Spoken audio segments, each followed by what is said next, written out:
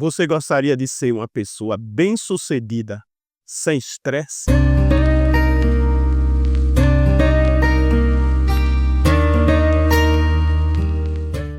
Moça, aí você vê alguém dizer: "Meu Deus, será que é possível isso?" É. E quem determina isso e quem fala isso é o nosso autor, o nosso criador.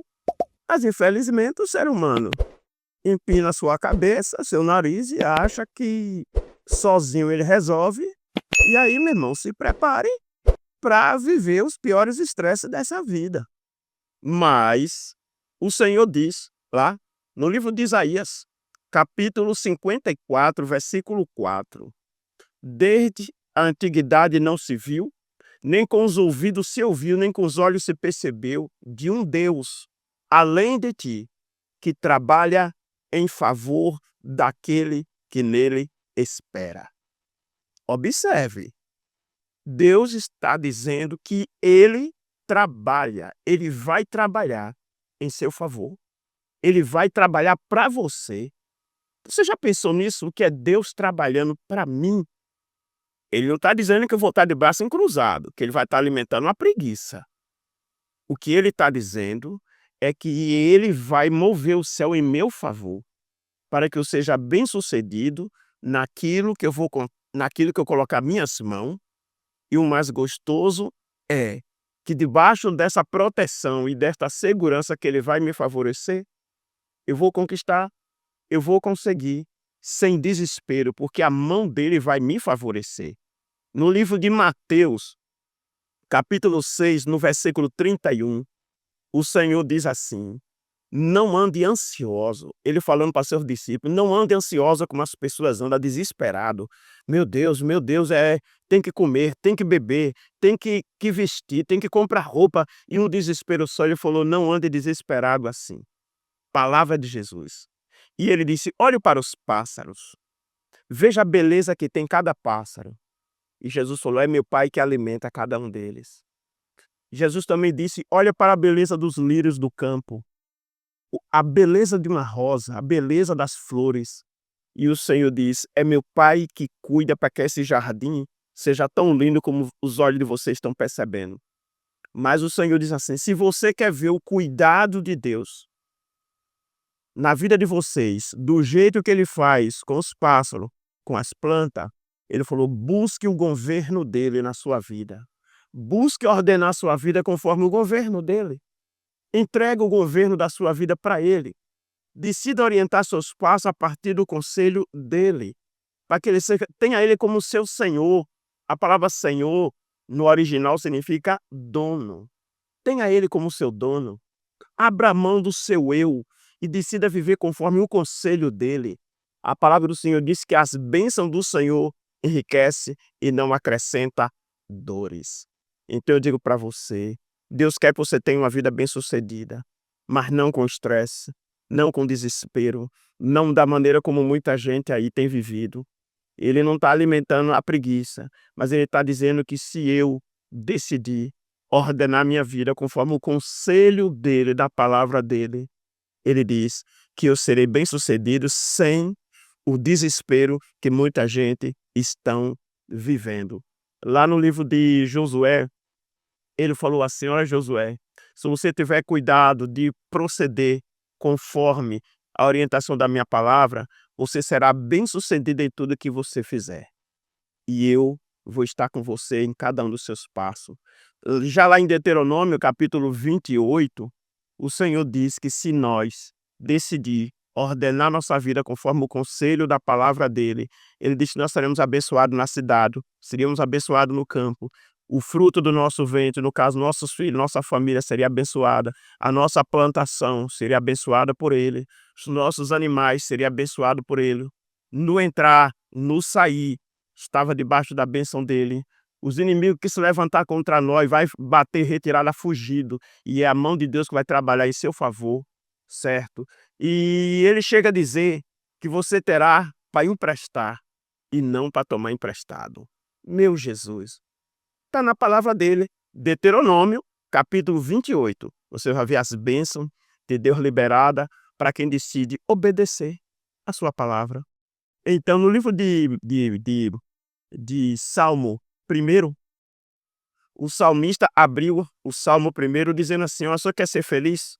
Não ande segundo o conselho dos ímpios, não trilhe o caminho dos pecadores, e nem sente na roda dos escarnecedores. Agora tenha prazer na lei do Senhor, e nela medite de dia e de noite." Sabe qual é o resultado?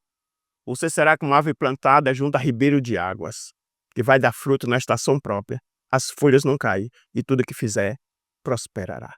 De repente você pode já ouvir outras mensagens minhas. "Ah, esse pastor fala muito em prosperidade." Se você gosta de alguém que fale em miséria, então busca outro canal. Mas quando eu olho para a Bíblia Sagrada, meu Deus, eu vejo um pai que diz: "Filho, se você andar direito, se você me obedecer." A gente que nós, é como o Senhor disse: "Se vocês, quando sabe dar boas coisas aos vossos filhos, né, vocês sendo pecadores, sendo pessoas maus, né, tendo condição, vocês dão o melhor para os filhos de vocês, como este pai, que é a essência do amor, não fará o melhor por nós?" Então, meu irmão, o que Deus não quer é que eu ponha meu coração nessas coisas, mas Ele quer que eu reconheça que é Ele que nos abençoa, e Ele só diz uma coisa: espera nele, espera, tenha paciência, obedeça a palavra dele e tenha paciência. Lá no livro de Hebreus, capítulo 10, versículo 36, no livro aos Hebreus 10, 36, fala: "Porque nós precisamos de paciência, para depois de fazer a vontade de Deus alcançar a promessa." Então, lembrando que as promessas que Deus faz, Ele tem um tempo para cumprir cada uma delas. Cabe a mim ter paciência. Paciência é uma questão de confiança. Muitas vezes muitas pessoas não usufruem, não vê a mão de Deus trabalhar em favor dele por causa da precipitação, da ansiedade. A ansiedade é algo terrível. "Não, não tenho paciência não." Então, se lança, e é no cartão de crédito, e é nisso e naquilo, é cada decisão que toma, e não espera Deus dar a direção. E eu vou lhe dizer, quando Deus faz, Ele faz até além.